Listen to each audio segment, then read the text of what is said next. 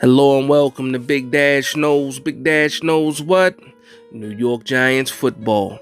Let's go. Today's video is going to be an idea that I've seen done on a few other channels. I like the idea, so I'm going to steal the idea just a little bit. Maybe not steal it, but borrow it. And put my own little spin on it. So, shout out to my man Bro Schmo.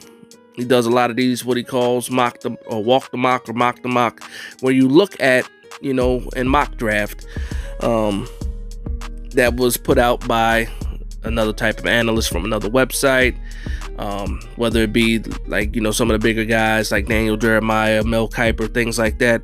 He puts out, he goes through their mock draft to see, what these selections are and react to some of the guys that were picked. Now, he normally does this a full round with all the teams, all 31 picks, because, this year the Dolphins had one of their picks, taken away from them. But for me in this video, I'm going to go around these different websites and I'm going to look to see what some of these people that did these mock drafts selected for the New York Giants at pick 25. Now, when I did look at some of these websites, I did see, some places had trades and things like that. So this is not going to be all of those mock drafts. And for everybody that's watching now, if you would like me to review a full mock of a person or a different analyst, go ahead and put that in the comments down below, and I'll do something like that where, if you want me to comment on a full mock draft of all the teams in the first round or whatever, I'll go ahead and get that video done. If you guys want something like that, it doesn't matter. But again, this video is going to be only who these people selected for the New York Giants. And without further ado, let's get right into this video. So first, I went to Yahoo Sports, and this one is going to be Kyle Dvorchak, something like that. And this is his mock 2.0. And in his mock draft, he has the New York Giants selecting cornerback Deonte Banks out of Maryland. Now, if you watched my videos before, there are a lot of players. And well, if you watch my videos before, you know that I'm absolutely all for getting a center at 25, but there are certain positions and players that I will pick ahead of the center. And Deonte Banks is one of those guys. We do need a cornerback. I think outside of center, that's probably one of our most pressing needs now that the interior linebacker pretty much been figured out with Bobby Okereke. Now we do need to add additional linebacker, to Bobby Okereke. Everybody's waiting for Darian Beavers to come back to see what he can do and things like that, but we still need to address that position as well. Also, defensive line is another one that doesn't get talked about as much. Edge is another one that I've spoken to about before, and just wanted to get that out of the way. So, Kyle Dvorchak got us taking Deonte Banks, no arguments at all. Again, a strong cornerback, good speed. Well, actually, really good speed. Good strength, good press. He's a man cover, fits Wink's system. Any kind of weakness in his game will probably be once his back is turned to the cornerback, to the quarterback. You might have some issues there of tracking the ball, but from all what I've seen, Deonte Banks is solid player, aggressive, and if he gets his hands on you legally, in those first 5 yards, he can disrupt your route. So I do like Deonte Banks with that pick. So let's move on to the next person. So again, just looking around at this one is going to be CBS Sports, and this is Garrett Podell, and he has us actually picking an offensive lineman, not a center, a guy that could possibly play center, but not projected to be a center. He's more a guard, and that's Steve Avila. Now, I'm a big fan of Steve Avila as well. For a guy his size, has really good feet, really good in pass protection. Played center. This is and played center, I believe, his sophomore and junior year. Then this year he played guard. He played the right guard position, and I don't have any arguments with this pickup as well, or this pick as well, because again, it addresses a need. Right now, we have Glowinski playing the right guard. He didn't have his best season, has some back injuries, has some inconsistent play. Could it be because of the back injury? Could it be that, Evan Neal got hurt and there was some, inconsistency with who was next to him? But again, Steve Avila, I like that pickup. For me, he possibly can push Glowinski for that right guard spot, or if they want to switch him to the left guard spot, that's another place where you can put a guy like Steve Avila. So not mad at that at all. At 25 at a guard, I understand a lot of people do not like the pick for offensive line as high as the pick 25, but for me, it's addressing a need. And for me also, I think that, improving the offensive line this year, helps out the offense more than the wide receiver would do, because a lot of the times people keep talking about the wide receivers that you can pick at 25 if certain guys are there, or certain guys fall from where they're currently ranked. So I do like Steve Avila as well. All right, moving along to the next guy, or the next mock draft I looked at. It was NFL.com. I looked at Chad Reuter, and he actually projected a trade from has Kansas City moving up in the trade to pick up, moving up to 25, and then the New York Giants getting that 31st pick. Now, and just to be curious to see who they might have picked up, I see that he has them picking up Jalen Hyatt at pick at pick 25 with the trade, with the Giants. Now, for me, just a quick little thing about Jalen Hyatt. I don't believe that Jalen Hyatt is a round one wide receiver. I do think for the Kansas City Chiefs, he fits a need for them. So if in Kansas City can do whatever they want, because they're in that position where they're just adding talent to a team. There's no real holes on that team. So a guy like Jalen Hyatt makes sense to them. But with us moving back to 31, with that trade with the Kansas City Chiefs, Chad Reuter has us picking Cam Smith at 31, and that's absolute great value. If you can get a guy like Cam Smith at 31, especially for a team that needs cornerback depth, Cam Smith is perfect for this Wink system.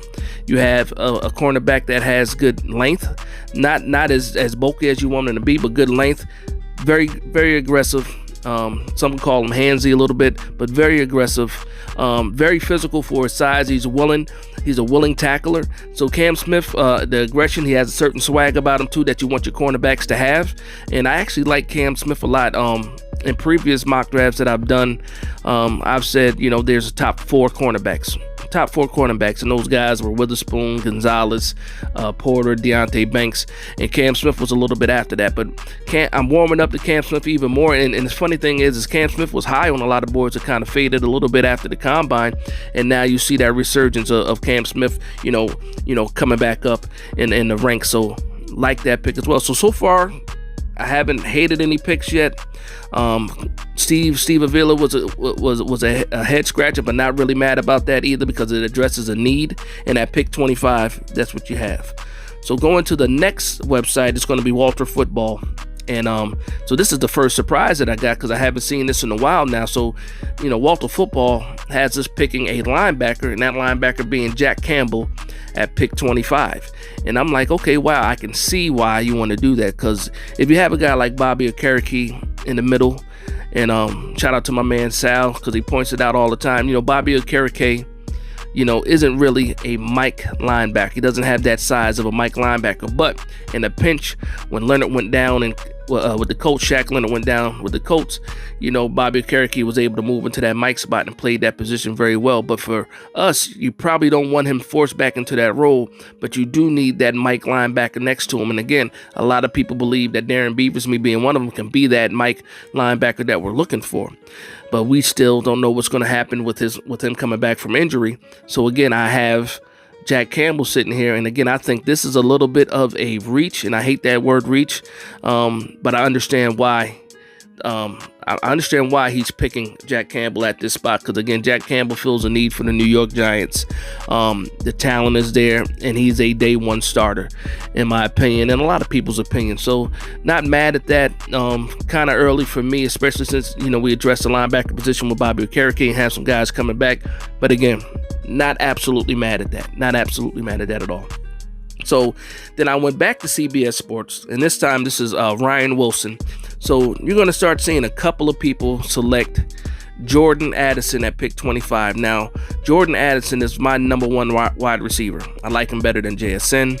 I definitely like him better than Quentin Johnston. And for me, Quentin Johnston, I'm not a fan. There's a lot of inconsistency there.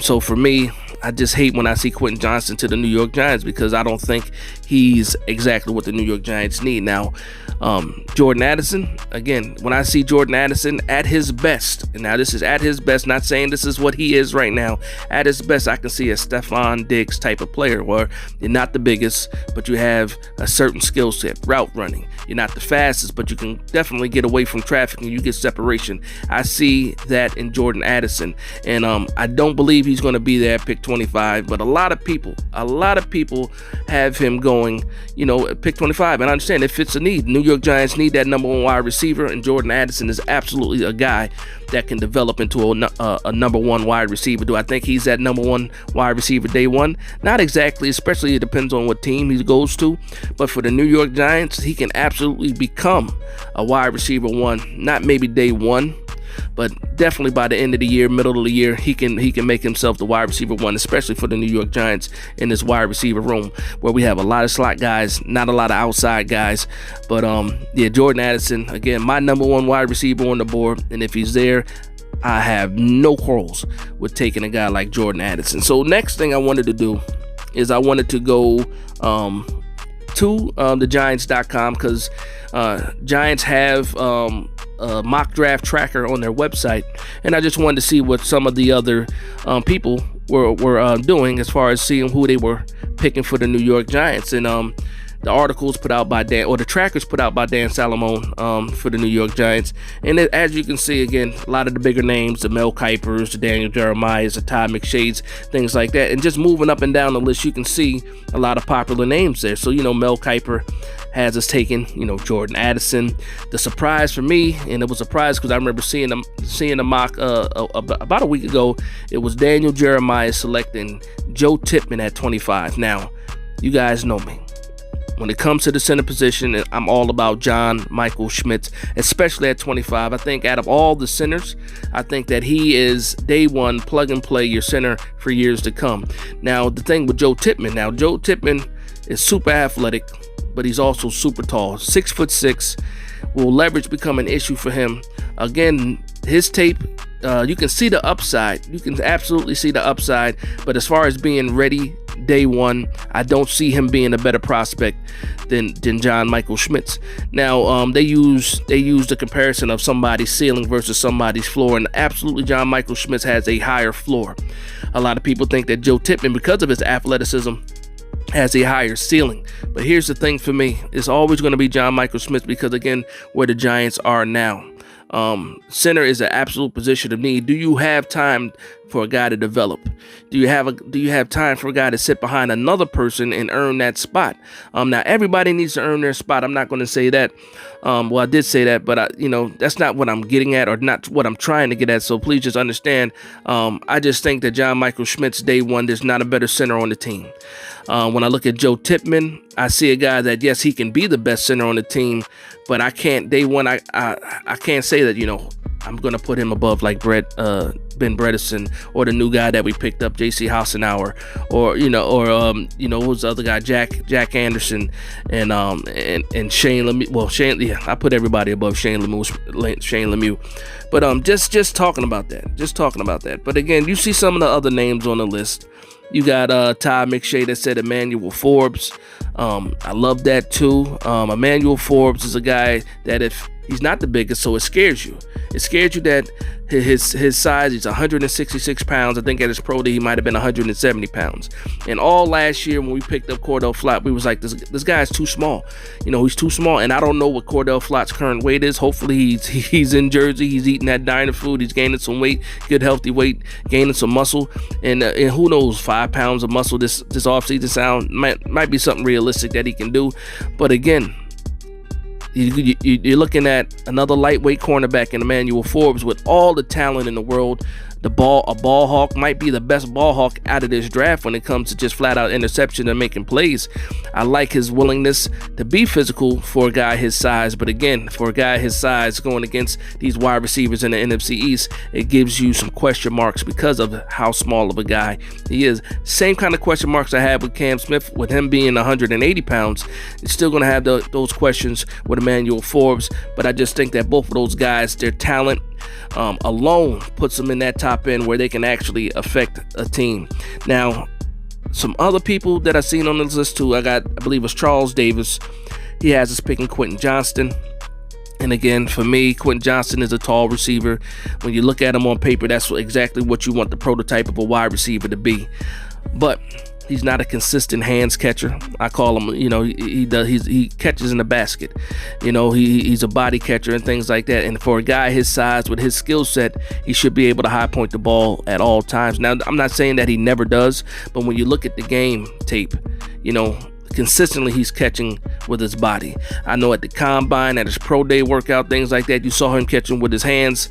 But again, when you look at the tape, and there's coverage around him, he tends to lean more towards body catching, and that's just something that he likes to do. And can you coach that out of him? At this point in time, when you played all these years, you are what you are when it comes to catching the ball. There's not enough catches with the jug machine to get you to change who you are at this point in time. Now, in certain cases, you can. How you react to the ball, a body catch might be, out of the question. But when it comes to his opportunities, he tends to catch more with his body than with his hands. And that's my only issue with Quentin Johnston, again, because the speed is there, the talent's there, but it's just the inconsistency in how he plays for a guy his size.